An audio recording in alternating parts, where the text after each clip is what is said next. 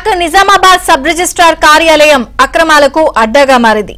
ప్రతి పనికో లెక్క, ప్రతి ఫైలుకో రేటు అన్న రీతిలో వ్యవహారాలు సాగుతున్నాయి.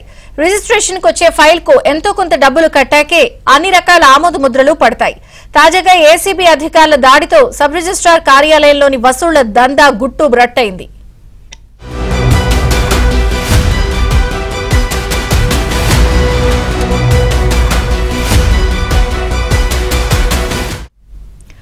నిజామాబాద్ లోని కవిత కాంప్లెక్స్ లోని జిల్లా సబ్ రిజిస్ట్రార్ కార్యాలయ అధికారి శ్రీరామరాజు 10,000 రూపాయల లంచం తీసుకుంటూ ఏసీబీకి పట్టుబడ్డారు.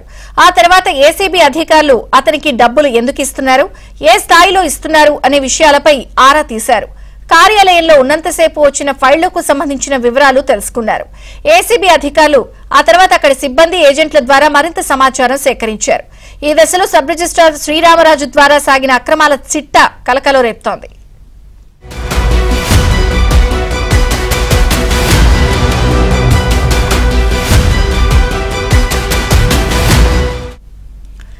ఇటీవల శ్రీరామరాజు సబ్ రిజిస్ట్రార్ గా బాధ్యతలు చేపట్టారు.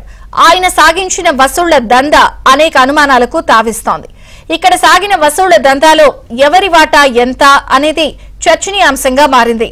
సబ్ రిజిస్ట్రార్ స్థాయి అధికారి ఒక్కడే ప్రతిరోజు భారీ మొత్తంలో వసూలు చేస్తూ ఉంటే ఉన్నతాధికారులు మౌనంగా ఎలా ఉంటున్నారు అన్నది చర్చనీయాంశంగా మారింది. శ్రీరామరాజు వ్యవహారంపై నిజామాబాద్ నుంచి అనేక ఫిర్యాదులు వెళ్లాయి. వాటిని ఉన్నతాధికారులు బుట్టదాఖలు చేయడం వెనుక ఆంతర్యం ఏమిటి అన్న దానిపై ఏసీబీ ఆరా తీస్తోంది. ఇక్కడ కనీసం రోజు 45 నుంచి 50 డాక్యుమెంట్లు క్లియర్ అవుతూ ఉంటాయి. ఒక్కో డాక్యుమెంట్ కు 10,000 రూపాయలు వసూలు చేస్తున్నారు అనే ఫిర్యాదులున్నాయి. ఈ లెక్కన రోజుకు కనీసం 4 లక్షల రూపాయల వరకు సబ్ రిజిస్ట్రార్ జోబులోకి వెళ్తుంది. ఈ మొత్తంలో ఎవరెవరి వాటా ఎంత అనేది తేలాల్సింది.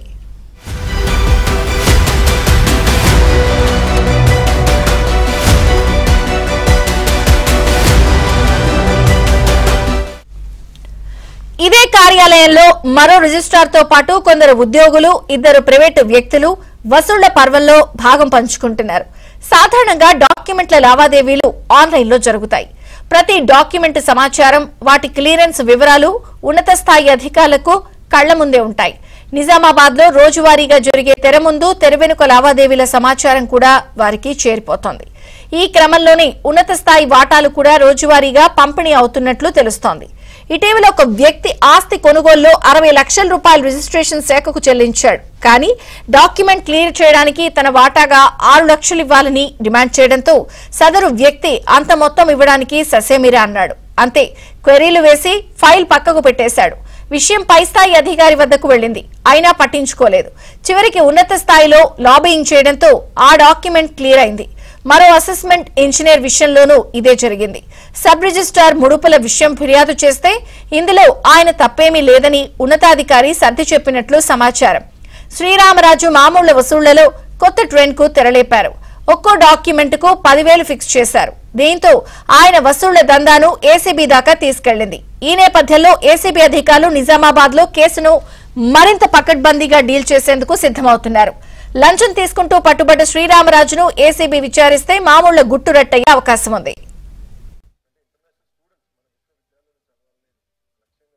అమ్మిన వారు, కొన్నవారు వాళ్ళు దస్తావేజ్ తయారు చేసుకొని 2 సాక్షులను తీసుకొని సరియగు చాలాన్ ఆన్లైన్ ద్వారా చెల్లించి సరియగు అనుమతి పత్రాలు ఇచ్చినచో రిజిస్ట్రేషన్ చేయబడును.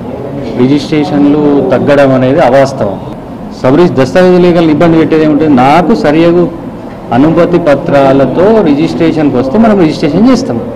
అనుమతి పత్రాలు లేని వాటిని మనం తిరస్కరిస్తాం. నా డ్యూటీ అదే డ్యూటీ నేను చేస్తున్నాను. చూడండి, రోజు మీరు 30 నుంచి 40 దస్తావేజులు అవుతున్నాయి. వాటితో పాటు ప్రజలకు సలహాల కోసం వస్తారు. వాటిని నివృత్తి చేయాల్సి వస్తుంది. తర్వాత సర్టిఫైడ్ కాపీస్ ఉంటాయి.